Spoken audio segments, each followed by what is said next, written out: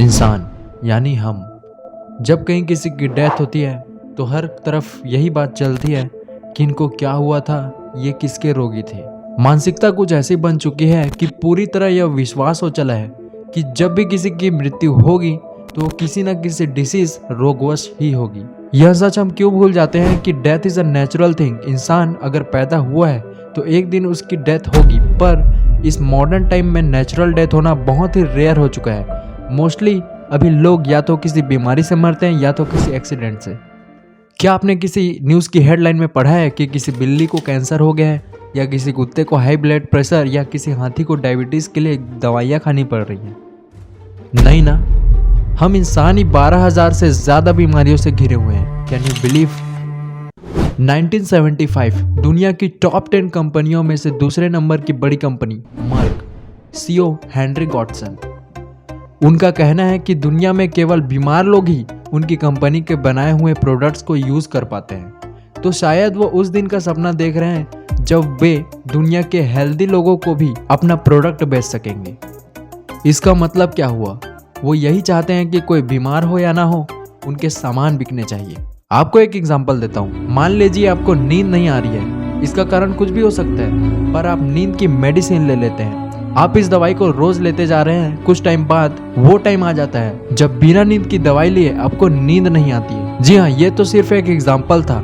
आप इसे किसी भी बीमारी से जोड़ सकते हैं, चाहे आप डिप्रेशन की मेडिसिन ले रहे हो या शुगर की या ब्लड प्रेशर की। आप दवाइयों पर डिपेंड होते जाते हैं। ये सब बातें हवा में नहीं की जा रही। GlaxoSmithKline, a big company, doctors को घूस देती रही ताकि उनकी दवाइयाँ ज्यादा से ज्यादा लोगों को दी जा सके। बात करते हैं डायबिटीज की।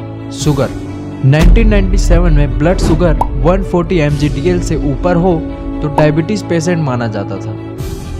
फिर WHO ने रिवाइज करने के लिए एक committee lie, expert community of diagnosis and classification of diabetes. इस कमेटी ने 140 mg/dl से 126 कर दिया। रातों रात जो पेशेंट नहीं थे वो डायबिटिक पेशेंट हो गए। गौर करने वाली बात यह है कि जिन 17 एक्सपर्ट्स की कम्युनिटी बनाई गई थी उनमें से 16 लोग डायबिटीज के मेडिसिन बनाने वाली कंपनीज के एजेंट थे और कुछ साइंटिस्ट भी थे। कंपनीज के नाम हैं Aventis pharmaceuticals, Bristol Myers Squibb, Eli Lilly and company, Merck and Pfizer, GlaxoSmithKline. ऐसा ही कुछ हाइपरटेंशन के साथ भी हुआ, जिसे हम हाई ब्लड प्रेशर भी कहते हैं। 1997 में ही WHO ने एक पैनल बिठाया। हेड थे डॉक्टर एल्बर्टो जेंटेची। इनकी हेल्प से 11 लोगों की कमेटी बैठाई गई, जिनका काम था कि हाई ब्लड प्रेशर की लिमिट को 160 mmGH से 140 mmGH कर दिया जाए और डायलोस्टिक हाइपरटेंशन जो 100 mmGH था उसे 90 mmGH कर दे। यानी जो 35% जो हाइपरटेंशन के शिकार नहीं थे वो रातों रात ही हो गए। आज अचानक ही हाइपरटेंशन के मरीज बन गए। मामले की जांच करने पर पता चला जिन 11 लोगों ने इस काम को अंजाम दिया वो हाइपरटेंशन की दवाई बनाने वाली कंपनियों के स्पीकर, एडवाइजर या साइंटिस्ट थे। यह report the journal of American association के द्वारा जारी की गई है। ये चीज यही खत्म नहीं हुई। नेक्स्ट प्लान, जिनका बीपी 140 mmGH से भी कम है, उनको कैसे घेरे में लिया जाए।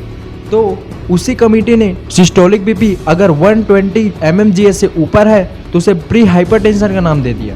आपको यह पता भी नहीं होता, आप घर बैठे ऑस्टियोपोरोसिस, डायबिटीज, ब्लड प्रेशर और ना जाने कितनी बीमारियों के शिकार हो जाते हैं। और ये दवाइयाँ जो कि धीमा जहर यानी स्लो पॉइजन है, वो जिंदगी भर आपके दोस्त बन जाते हैं। मेडिसिन के मेन प्रमोटर होते हैं डॉक्टर्स। डॉक्टर्स मार्केटिंग के मामले में उन्हें सलाह देते हैं, नए मेडिसिन के यूज करने के लिए उनकी हेल्प करते हैं। और दूसरे प्रमोटर है हम खुद, हमारी मानसिकता। हम ये क्यों भूल जाते हैं कि हमारे बड़े बुजुर्गों से पहले के टाइम पर ये बीमारियां किसी को होती ही नहीं थी। अगर होती भी थी तो वे घर पर ही सब ठीक कर लेते थे, ना कि डॉक्टर्स के पास जाते थे। सर्दी, खांसी, बुखार ये सब कॉमन डिसीज हैं, हम इसे खुद ही ठीक कर सकते हैं। अगर आपने मेडिसिन को अपना जरिया बनाया है ठीक होने का, तो वो आपको एक दिन अपना गुलाम बना लेगा और आप चाह कर भी उससे दूर नहीं हो पाओगे। सर्दी खांसी के लिए जो मेडिसिन स्टार्ट होती है वो हार्ट, लिवर, किडनी में ब्लॉकेज का कारण बनती है, पर डॉक्टर्स ये बात नहीं बता पाते। अपने लाइफ को मेडिसिन फ्री रखने के लिए मेरे साथ जुड़े रहिए, इस चैनल से जुड़े रहिए। वीडियो को अंत तक देखने के लिए थैंक यू सो मच। मिलते हैं किसी दूसरे वीडियो में।